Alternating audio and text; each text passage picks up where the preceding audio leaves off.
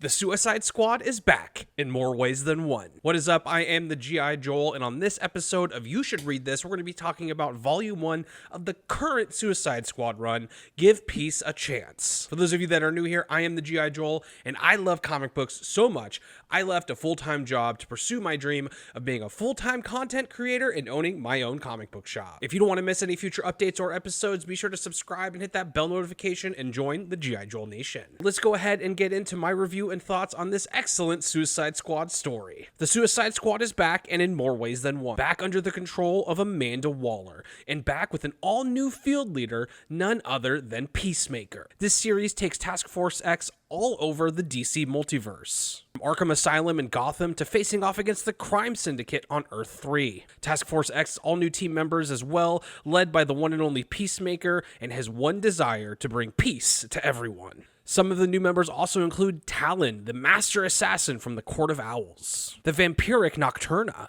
and even Superboy himself, Connor Kent. And Amanda Waller is sending her team from one end of the DC multiverse all the way to the other. One thing that I really enjoyed about this Suicide Squad run is it crosses over with just about every other running DC title. In this first volume, for instance, the squad breaks into Titan Tower, home of the Teen Titans and the all-new Titan Academy. We travel to Earth 3 with Bloodsport, where the villains rule in the crime syndicate. There's also a crossover with Swamp Thing. There are other crossovers as well, such as the Suicide Squad venturing to hell to find the Rock of Eternity, where Shazam and Black Adam currently are. And even later in the series, they travel off into space and face off against the Green Lantern Corps. And all of these things intersect with other stories. You know, I'm not one for reading a lot of continuity-based things, kind of the build-up to some of the events like Dark Crisis that we're about to be having. But if you're reading Suicide Squad, it actually gives you kind of a good overview as to what's happening to all of the other big players in the DC multiverse. And the story on Earth 3 is personally one of my favorites, mainly because it does a deep dive